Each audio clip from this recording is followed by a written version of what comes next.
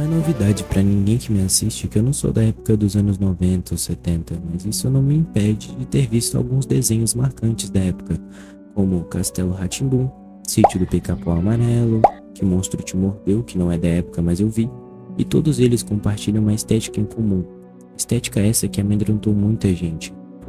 Hoje eu juntei 3 dos episódios desses programas que transmitem essa estética. Eu me chamo Calipto. Vai um chá? Começando pela TV Cultura, nós temos o clássico Castelo rá tim O castelo usava o expressionismo e o teatro da vanguarda para educar as crianças que viam esse programa, com várias músicas que grudavam na cabeça da criançada. Acho que deu para entender como era mais ou menos a pegada desses desenhos, porém como todo programa que eu vou falar hoje, esse também teve um episódio que muitas pessoas sentiram uma sensação ruim vendo ele. E o episódio em questão é esse aqui. Chamado de Com Que Roupa Eu Vou, o episódio começa com o relógio do castelo avisando o Nino que era dia de baile de fantasias, até porque era véspera de carnaval no castelo. E o Nino esqueceu de escolher a sua roupa para esse evento. E cortando para a mesa do café da manhã, o tio Vitor avisa o Nino de que o lobo mau fugiu do zoológico. Como o Nino estava ocupado, ele pensou que o tio Vitor estava contando como ia se fantasiar para o baile. Só que na verdade ele estava solto. É mostrado mais pra frente a galera pulando carnaval na frente do castelo. Os amigos do Nino aparecem, o Pedro, Zequinha e a Biba, e ele nota que ainda não escolheu a sua fantasia perfeita. Enquanto os foliões passam dançando, o lobo está entre eles, e eu não sei como ninguém viu ele ali. Ele tenta entrar no castelo e consegue, pelo fator de que o porteiro confundiu ele com o tio Vitor. E ele fica nas sombras espreitando as crianças. Só que a gente avançando um pouco pelo final do episódio, quando todo mundo estava pulando carnaval, ele aparece, e geral acha que é o tio Vitor. Porém, graças ao Zequinha e o Pedro, eles viram no jornal que o lobo de verdade fugiu do zoológico. Todo mundo se desespera e fica aquele suspense. Só que depois, o tio Vitor aparece e transforma aquele lobo em um poodle. Acaba com todo mundo feliz e dançando. Por mais que eu não me recorde claramente de ter visto esse episódio, eu imagino como uma criança reagiria a isso e creio que a reação não seja muito boa.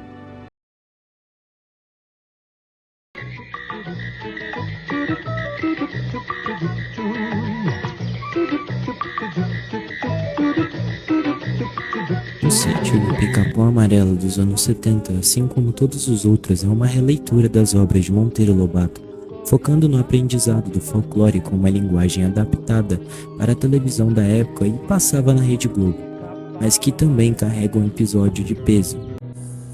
Bem, já que vocês estão dispostos a ouvir histórias, vamos escolher um assunto.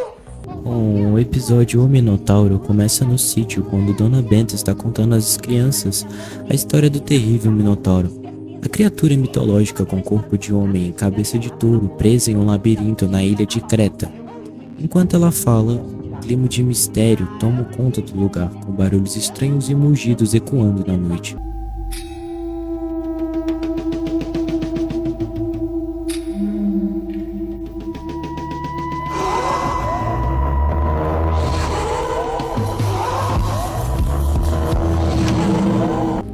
Ele sequestra a tia Anastácia porque ficou sabendo que seus bolinhos de chuva eram excepcionais e queria que ela cozinhasse para ele.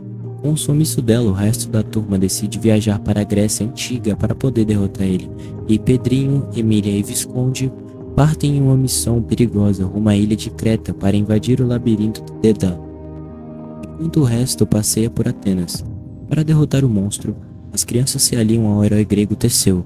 Entram no labirinto, acham a tia Anastácia cansada de tanto fritar bolinho pro monstro. Teseu derrota o monstro e Emília altera a história do fim trágico de Teseu com Ária. Com a cozinheira resgatada e a barriga cheia de bolinhos de chuva, toda a turma volta em segurança para o sítio do Pica-Pau Amarelo. Eu não sei vocês, mas se eu fosse uma criança dos anos 70 e visse isso na televisão, eu com certeza iria ficar com muito medo.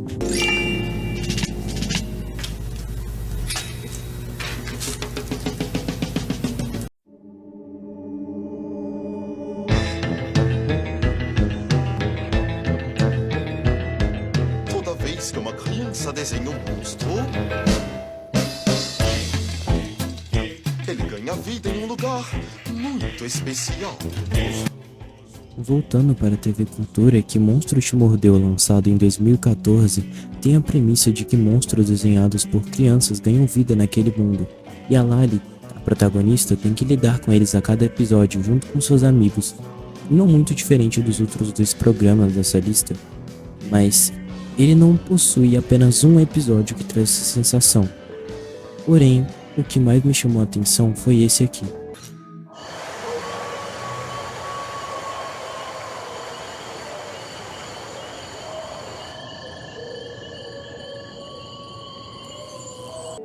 O episódio O Monstro do Medo do Escuro começa com o monstro Breu nascendo do sentimento de pânico e da imaginação de uma criança real, trancada em um quarto escuro à noite.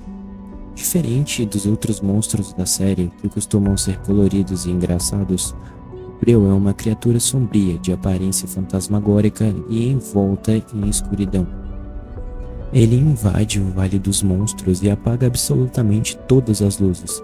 O episódio inteiro se passa em uma penumbra agonizante, com os personagens principais Lali, Morgumi e Gorgo tateando no escuro enquanto ouvem os sussurros e os passos do monstro rondando o cenário.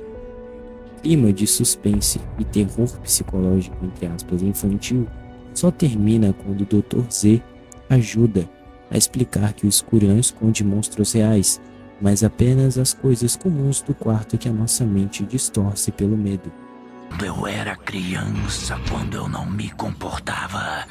Meu pai me castigava, me botando no porão. O que eu mais quero no mundo é não ter mais medo da escuridão.